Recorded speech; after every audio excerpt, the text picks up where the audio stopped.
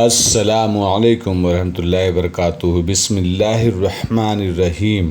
حضرت حاتب کے ساتھ جو باتیں کی تھی ان سے صاف پتہ چلتا تھا کہ وہ آن حضور کی رسالت کو تسلیم کرتا ہے۔ اس نے پیشے گوئی کی تھی کہ آن حضور کی زندگی کے بعد مسلمان مصر کے میدان پر قابض ہو جائیں گے۔ یہاں یہ واقعہ دہرانا بھی ضروری معلوم ہوتا ہے کہ مقوقس نے رسول اکرم صلی اللہ علیہ وآلہ وسلم کے لیے 2 نوخیز لڑکیاں تحفے کے طور پر بھیجی تھی۔ ان میں سے ایک حضرت ماریہ آن حضور کی ازواج مطہرات میں شامل ہوئی تھی۔ آن حضور کبھی فرمایا کرتے تھے کہ قبطیوں کے ساتھ ہمیشہ اچھا سلوک روا رکھنا، کیونکہ ان کے ساتھ تمہاری رشتہ داری بن گئی ہے۔ محاصرے کا 7واں یا 8واں روز تھا۔ سپہ سالار عمرو بن عاص کو اطلاع دی گئی کہ مصری پادریوں کا ایک وفد ان سے ملنے آیا ہے۔ عمرو بن عاص نے وفد کو اسی وقت خیمے میں بلوا لیا اور احترام سے وفد کا استقبال کیا۔ چونکہ یہ وفد مذہبی پیشواؤں کا تھا، اس لیے وفد کے لیڈر نے مذہب کے حوالے سے بات کی اور امن و امان اور بنی نوع انسان سے محبت کرنے کے موضوع پر وعظ دے ڈالا۔ عمرو بن عاص نے یہ وعظ تحمل اور بردباری سے سنا اور کہا کہ ان کا اپنا مذہب بھی تعلیم دیتا ہے، لیکن وہ بتائیں کہ ان کے آنے کا مقصد کیا ہے۔ پادری نے وہ بات کہی جو مقوقس نے اسے بتائی تھی، یعنی یہ کہ مسلمان یہیں سے واپس اپنے ملک میں چلے جائیں، اور اگر ان کی کوئی شرط ہے تو وہ بتائیں۔ میری اپنی کوئی ذاتی شرط نہیں، عمرو بن عاص نے کہا۔ ہم اپنے مذہب کے اصولوں کے پابند ہیں، اس لیے میں وہ شرط پیش کروں گا جو اسلام نے ہمیں بتائی ہے۔ اسلامی اصول یہ ہے کہ میں آپ کو اور آپ کے حکمرانوں کو اسلام قبول کرنے کی دعوت دیتا ہوں۔ جتنے بھی لوگ اسلام قبول کر لیں گے ان میں اور ہم میں کوئی فرق نہیں رہے گا، وہ ہماری قوم کے افراد ہوں گے۔ اسلام نے بنی نوع انسان میں مساوات قائم رکھنے کا حکم دیا ہے۔ اسلام میں کوئی بادشاہ نہیں ہوتا اور لوگ رعایا نہیں کہلاتے۔ آپ کے جو لوگ اسلام قبول نہیں کریں گے ان پر کوئی جبر نہیں کیا جائے گا، لیکن ان سے ہم جزیہ وصول کریں گے۔ ان کے ساتھ بھی ہمارا سلوک اور رویہ ویسا ہی ہوگا جیسا مسلمانوں کے ساتھ ہوتا ہے۔ اسلام قبول نہ کرنے والوں کے بھی مال اور اموال اور عزت و آبرو کی حفاظت کی ذمہ دار ہم ہوں گے اور ان کی تمام ضروریات ہم پوری کریں گے۔ یہ بات قابل فہم ہے کہ وفد نے یہ شرط قبول نہ کی اور عمرو بن عاص کو قائل کرنے لگے کہ وہ خونریزی یہیں روک دیں اور واپس چلے جائیں۔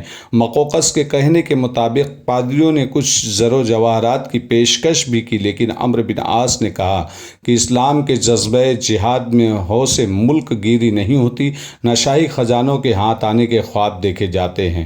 عمرو بن عاص جانتے تھے کہ یہ مذاکرات کامیاب نہیں ہو سکتے، کیونکہ کسی بھی قیمت پر وہ مقوقس کی یہ شرط نہیں مان سکتے تھے کہ مسلمان مصر سے نکل جائیں۔ عمرو بن عاص نے از راہ مذاق پادریوں کے وفد سے کہا کہ ان کی مصریوں کے ساتھ رشتہ داری بھی ہے، اس لیے مصر پر عربوں کا خاصا حق ہے۔ پادری سمجھ گئے کہ اس مسلمان سپہ سالار کا اشارہ کس طرف ہے۔ اشارہ یہ تھا کہ حضرت ابراہیم علیہ السلام مصر گئے تھے تو مصر کے بادشاہ نے انہیں ایک لڑکی پیش کی تھی۔ ابراہیم علیہ السلام نے اس لڑکی کے ساتھ شادی کر لی اور اس کا نام ہاجرہ رکھا تھا۔ ہاجرہ کے بطن سے حضرت اسماعیل علیہ السلام پیدا ہوئے تھے۔ پھر اس رشتے کا اشارہ رسول صلی اللہ علیہ وسلم کی طرف بھی تھا۔ ذکر ہو چکا ہے کہ مقوقس نے آن حضور کو 2 لڑکیوں کا تحفہ بھیجا تھا، جن میں سے ایک آن حضور کی زوجہ بنی۔ ہم یہ رشتہ داری نہیں بھول سکتے۔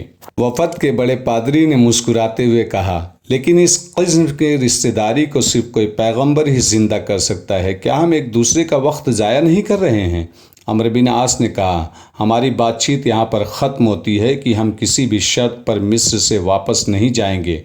مسلمان جانے کے لیے نہیں آئے، ایک پیغام لائے ہیں، جو انہیں قبول ہے تو ٹھیک ہے، ورنہ اس کا فیصلہ میدان جنگ میں ہوگا۔ عمرو بن عاص نے اس سے آگے کوئی اور بات سننے یا کہنے سے انکار کر دیا۔ مقوقس نے اس قدر وفد سے کہا تھا کہ وہ کچھ وقت حاصل کرنا چاہتا ہے تاکہ پوری فوج کو تیار کر کے مسلمانوں کو گھیرا جائے۔ ہمیں کچھ وقت دیں۔ وفد کے لیڈر نے کہا، میں فرمائے روائے مصر کے ساتھ بات کر لوں اور پھر آپ کو جواب دینے آؤں گا، یہ بھی سوچ لینا۔ عمرو بن عاص نے کہا، مجھے دھوکہ نہیں دے سکو گے، میں صرف 3 دن کی مہلت دیتا ہوں۔ مجھے اسلام کے شرط کے مطابق جواب نہ ملا تو وہ خونریزی ہوگی جسے آپ روکنا چاہتے ہیں۔ تاریخ میں آیا ہے کہ اس گفت و شنید کے بعد پادریوں نے مہلت میں اضافے کی درخواست کی وہ زیادہ دنوں کی مہلت چاہتے تھے، لیکن عمرو بن عاص نے 3 کے بجائے مہلت 5 دن کر دی۔ پادری پھر آنے کا وعدہ کر کے چلے گئے۔ پادریوں کا وفد واپس مقوقس سے جا کر ملا اور اسے بتایا کہ مسلمانوں کے سپہ سالار ساتھ کیا مذاکرات ہوئے۔ مقوقس بہت زیادہ دنوں کی مہلت کی توقع رکھتا تھا، لیکن پادریوں نے اسے بتایا کہ سپہ سالار 5 دنوں سے زیادہ مہلت دینے پر راضی نہیں ہوا تو مقوقس گہری سوچ میں کھو گیا۔ میرے لیے 5 دن بہت ہے، اتربون نے بڑی جوشیلی آواز میں کہا۔ میں ان 5 دنوں میں اچھی خاصی فوج تیار کر لوں گا اور مسلمانوں پر حملہ کروں گا۔ میں ضمانت دیتا ہوں کہ مسلمانوں کو پسپا کر کے دم لوں گا۔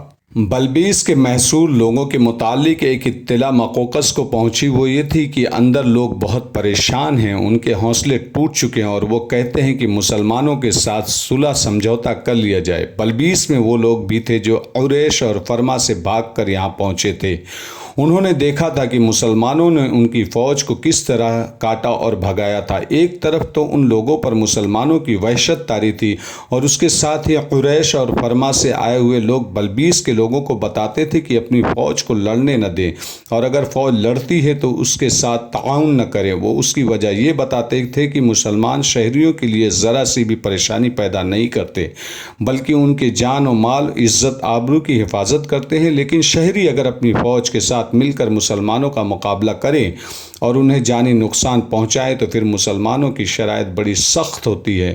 مقوقس نے 2 پادریوں کو یہ کہہ کر بلبیس بھیجا کہ وہ اندر جا کر لوگوں کو بتائے کہ وہ ڈرے نہیں اور ان کے امن و امان کی ضمانت فرما روائے مصر اپنے ذمے لیتا ہے اور یہ یقین دلانا ہے کہ وہ مسلمانوں کو مار بھگائے گا۔ پادری گئے اور سپہ سالار عمرو بن عاص سے ملے اور شہر کے اندر جانے کی اجازت چاہی۔ عمرو بن عاص نے ان سے پوچھا کہ اندر جانے سے ان کا مقصد کیا ہے۔ پادریوں نے یہ جھوٹ بولا کہ وہ لوگوں کو قائل کرنے جا رہے ہیں کہ اسلام قبول کر لیں تو وہ عافیت سے رہیں گے۔ عمرو بن عاص نے انہیں اجازت دے دی۔ دونوں پادری شہر کے بڑے دروازے تک گئے اور ان کے لیے دروازہ ذرا سا کھلا۔ دونوں اندر گئے اور دروازہ بند ہو گیا۔ پادریوں کو توقع تھی کہ وہ لوگوں کی حوصلہ افزائی کریں گے تو لوگ اپنی فوج کے شانہ بشانہ شہر کے دفاع میں لڑیں گے، لیکن انہوں نے لوگوں کو ایک جگہ اکٹھا کر کے یہ بات شروع ہی کی تھی کہ لوگوں نے شور و غل بپا کر دیا کہ مسلمانوں کا مقابلہ نہ کیا جائے۔ بعض آوازیں ایسی بھی آئی جن میں رومی فوج کے خلاف طنز اور ناپسندیدگی تھی۔ یہ آوازیں کہتی تھی کہ اپنی فوج نے مسلمانوں کو روکا ہی کہاں، یہ فوج پورا ملک شام مسلمانوں کو دے آئی ہے اور اب مسلمانوں نے اس فوج کو لہو لہان کر کے اس سے مصر کے 2 قلعے لے لیے ہیں۔ پادریوں نے لوگوں کو یہ ذہن نشین کروانے کی بہت کوشش کی کہ یہ تو ہو نہیں سکتا کہ کوئی شہر چھوٹا یا بڑا بغیر لڑے دشمن کے حوالے کر دیا جائے۔ انہوں نے کہا کہ اپنی فوج کو لڑنے کا موقع دیں اور اس فوج کی پشت پناہی کرے تاکہ مسلمانوں کو مہار بھگایا جائے، لیکن لوگوں کا شور و غل روکا نہ جا سکا اور یہ بات طے شدہ سمجھ لی گئی کہ شہر کے لوگ اپنی فوج کے ساتھ تعاون کرنے کو تیار نہیں۔ پادریوں نے واپس جا کر جب مقوقس اور اتربون کو بتایا کہ بلبیس شہر کے لوگوں کا رد عمل اور ان کا مطالبہ کیا ہے تو اتربون بھڑک اٹھا۔ اس نے کہا کہ وہ اپنی فوج کو اپنے ہی لوگوں کے ہاتھوں ذلیل و رسوا ہوتا نہیں دیکھ سکتا۔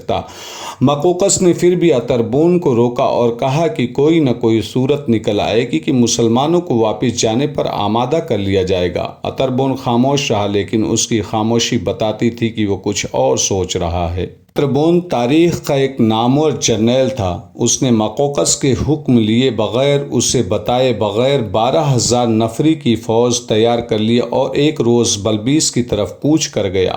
مقوقس کو پتہ چلا، لیکن اس نے اتربون کو روکنے کی جرأت نہ کی۔ بلبیس وہاں سے کوئی زیادہ دور نہیں تھا۔